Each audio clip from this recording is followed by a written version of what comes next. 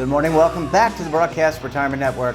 I'm Jeff Snyder. This is BRN AM for Wednesday, September 8th, 2021. And our top stories today: colleges are getting back to normal, or are they? And teaching financial literacy in the age of Bitcoin. Well, joining me now to discuss this and a lot more, Eric Sabatino is a sophomore at Elon University. Eric, welcome back to the program. Great to see you, and thanks so much for joining us this morning. Well, thank you for inviting me, Jeff. Yeah, it's always great to catch up with you, and we're going to kind of divide the show into two segments. The first is going to be about the back to college experience. I want to get some information from that, on your perspective on that. And then the second, we'll talk about your continuing education around investments. But let's talk about college. What is the move back process like? You're a sophomore this year. What's different? What's the same? So I got an on-campus apartment this year instead of a dorm, which is a great upgrade. We have a kitchen, we have a living room, so it's really great to have our own kind of place. I also had a job starting as soon as I got on campus, so that was great to be able to walk right there because it's only a couple minutes away. Because COVID is still in effect, we do have some policies around that, but the only thing that's really an issue is like masks indoors. Everything else is pretty lenient and rolled back. Yeah, and let's talk about the classroom. And I know your freshman year, right in the height of the pandemic, moving from Baltimore, from Timonium to North Carolina, obviously a big change. But are classes back to in person, or can you also do kind of a hybrid approach like you were doing? All of my classes are now completely in person, which is great because you get to actually meet your classmates and your teachers, unlike in Zoom classes where you would just show up. Most of the people would have their cameras off, probably asleep. So it's really good to get to actually meet the people you're in class with and get to talk to your teacher directly. Yeah, that interaction, and I know you obviously, I think your senior year of high school, kind of your end of senior year of high school, you had to go to a more remote environment, or at least the second half of the second semester. So this is probably really refreshing to be able to see people. What about campus activities? Are you finding, to the extent you want, are you finding your ability to go to the dining hall, for example, or dining halls? I don't even know what they call them these days. Mm-hmm. Dining halls, clubs, sporting events. What's that like? I actually was at the football game last weekend on Saturday because of my job. So I was selling some of the Elon merch there. Parties are fully back to normal. Dining halls are completely open. You do have to wear a mask inside, though. So campus is back alive completely since COVID. Yeah, and to your point, I mean, let's talk about I live in Charlotte, which is not too far from where you are, a little south of you. We had the Georgia-Clemson game. 75,000 people at the Carolina Panthers Stadium, Bank of America Stadium. I mean, it was a complete zoo. What was it like at the Elon football game? I don't recall what the enrollment is, but I got to think there were thousands of people checking out the Elon football team.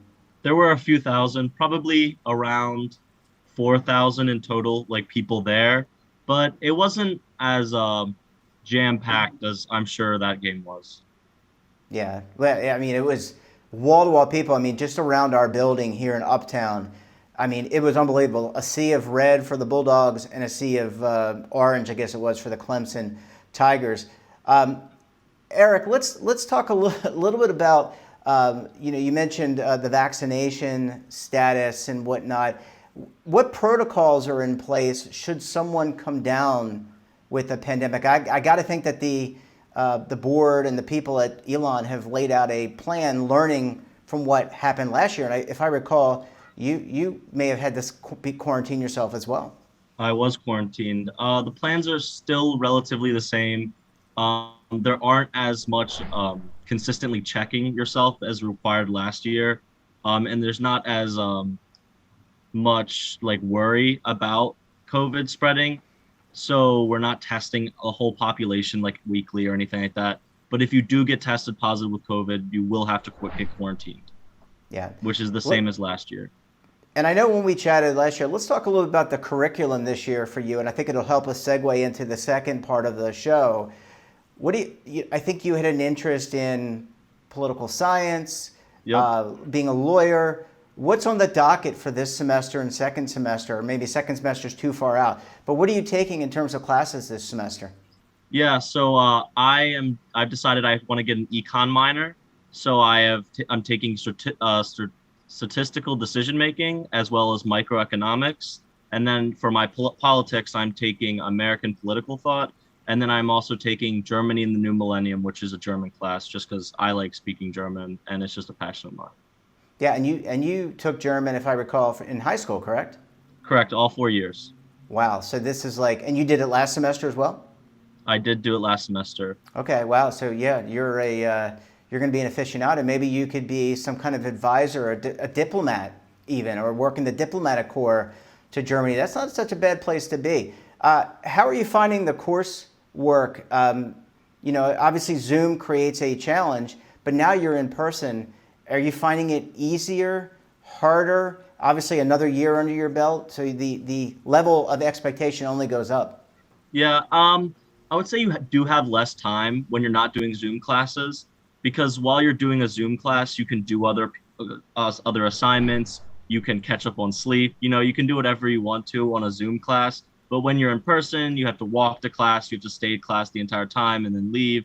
So really, I've noticed that my time is cut down, plus with working. So it's been a little bit harder to make sure I get all the assignments done and everything.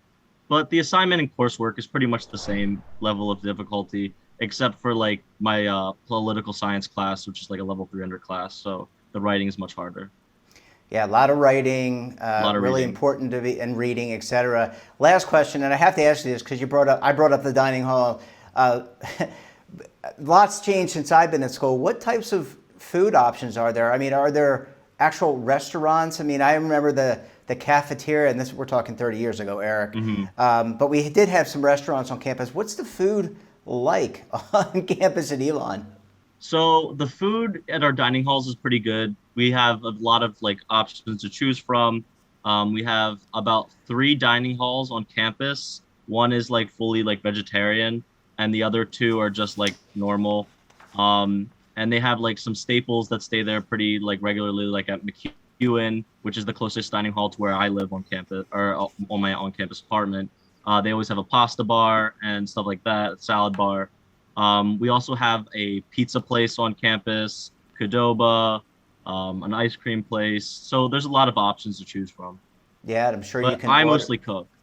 Oh, you mostly cook? That's great. Yeah. That's great. But it's always nice to be able to order out. I guess there's like Uber Eats and Grubhub, which we didn't have. You can always get food in if you're coming late in from a studying party, right, Eric? Yeah, Eric, yeah. we're gonna take a quick break. When we come back, we'll talk about learning financial literacy in the age of Bitcoin. You're gonna want to stay tuned right here on BRN AM.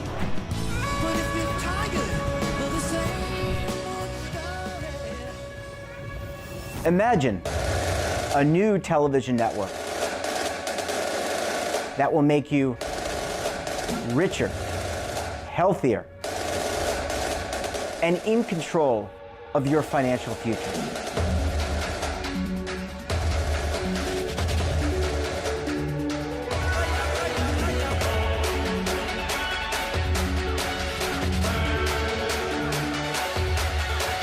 This network is for the policewoman in Nashville, Tennessee, the baker in Dubuque, Iowa, the teacher in Lexington, Kentucky.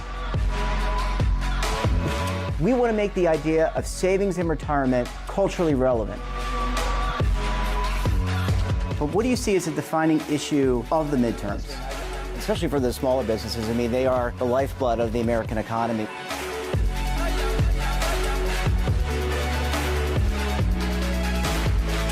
Featuring exclusive interviews, current affairs, and docuseries.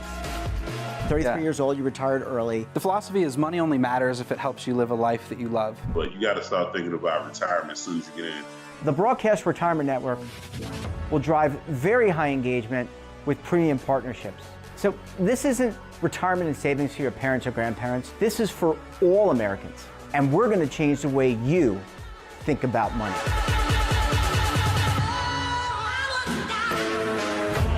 Welcome to the next frontier of retirement and savings. This is BRN, the Broadcast Retirement Network.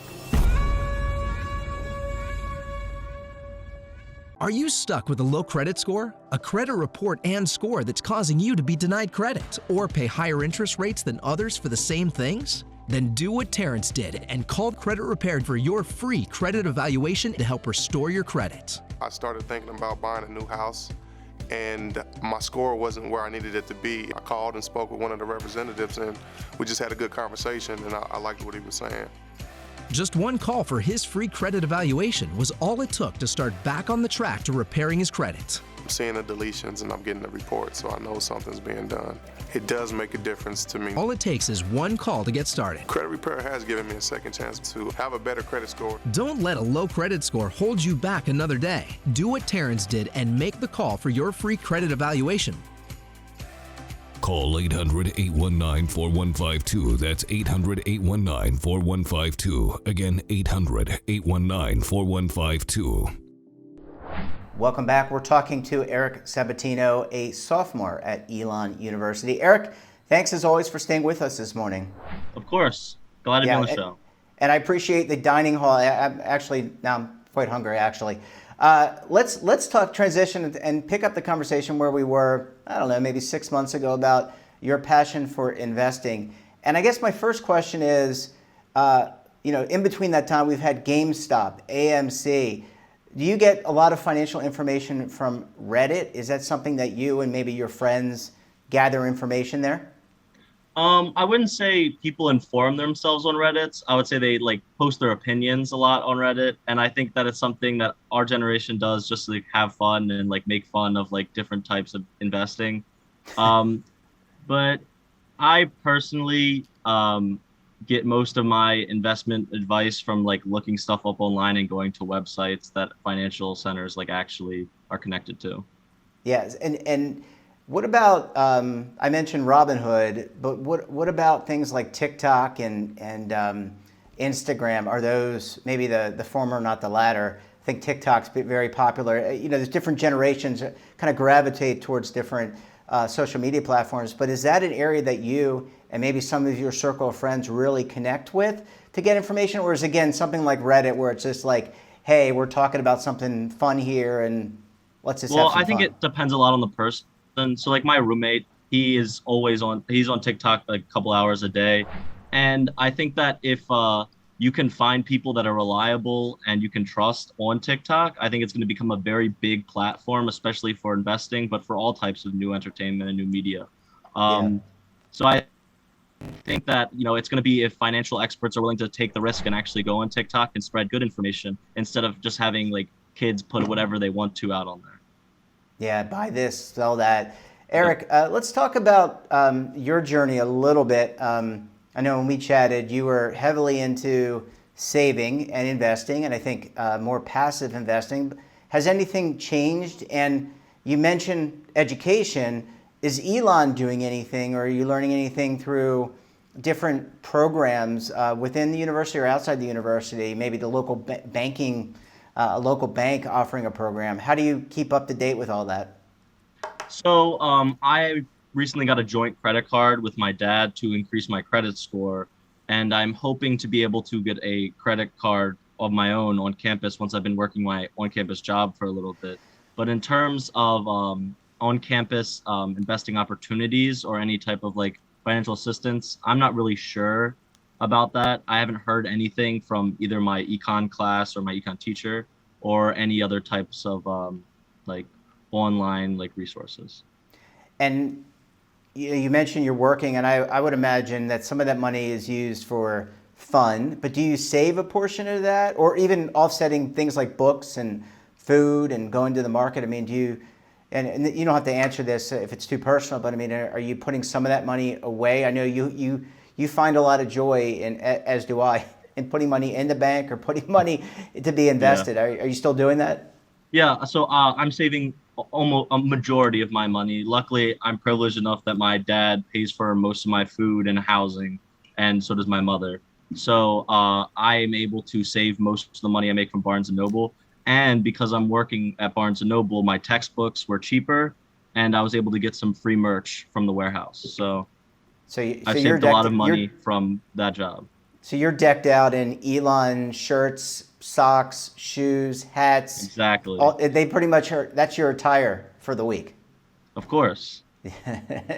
Eric, I want to ask you, get your opinion amongst your circle of friends about cryptocurrency. And I said at the beginning of this segment, learning financial literacy in the age of Bitcoin. But Bitcoin is just one of many, Ethereum, Tether, cryptocurrency. How prevalent among you and your friends is crypto investing? Is it something you talk about? Is it something that people are heavily invested in? What's the view there?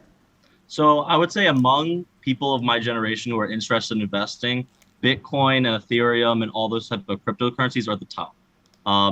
My generation is just very fascinated with it and they love it. Me personally, I don't like to invest in cryptocurrency just because I find it extremely risky, especially as we've seen Bitcoin rise and fall repeatedly. And I just don't think that you can really trust that you're going to have like a stable increase in revenue over time with your money. Mm-hmm. But I do think among my generation, it is a very big investment opportunity. And I know a lot of friends who've made tons of money from investing in Bitcoin specifically. Yeah, I mean, it's like anything else. When these volatile currencies or volatile investments, if you get in at the right time, you can do really well. The other question I had for you, what about impact investing, sustainable investing, ESG, however you want to define it? You mentioned Bitcoin and crypto is really important to your generation, but what about your perspective on ESG and sustainability? Equally important, less important? What's the feeling there? I would say in terms of like how my generation invests, not very important. I would say that we mainly focus on Robinhood and like the stocks in there, or like Bitcoin or other types of cryptocurrencies. It's not really like a big popular thing, like among at least my friends who are interested in investing.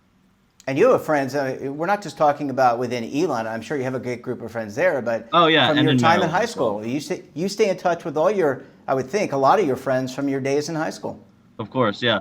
One kid who's made thousands of dollars on Bitcoin was from my speech and debate team. Very interesting. Very interesting. Well, Eric, we're going to leave it there. I really appreciate you taking time away from class, cooking your meals, and doing work at Barnes & Noble to join us. Thanks so much, and we look forward to having you on again. Great to see you, Jeff. Thanks for inviting me. That wraps up this episode of BRN AM. Have a topic of interest, somebody you think we should talk to, drop us a line. And don't forget, for all the information in retirement markets, technology, personal finance, so much more, check out today's edition of our daily newsletter, The Morning Pulse. We're back again tomorrow. Until then, I'm Jeff Snyder. Stay safe, keep on saving, and don't forget, roll with the changes.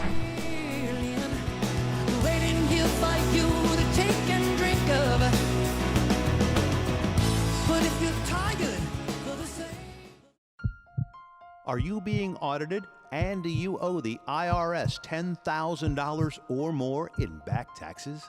Is the IRS threatening to take more of your money? Don't fight the IRS alone. The Tax Doctor is here to help you negotiate your tax bill and reduce your stress. The IRS can freeze your assets and seize your bank accounts, but you can stop these IRS actions. The Tax Doctor will work with you using our years of experience to represent your case to help you get the best resolution under the IRS guidelines. Help is here to deal with the IRS to reduce your stress. We've handled thousands of cases, so we know what we're doing. If you owe $10,000 or more in back taxes, do not call the IRS alone. Call a Tax Doctor now for a tax emergency analysis. Call 800-224-6439.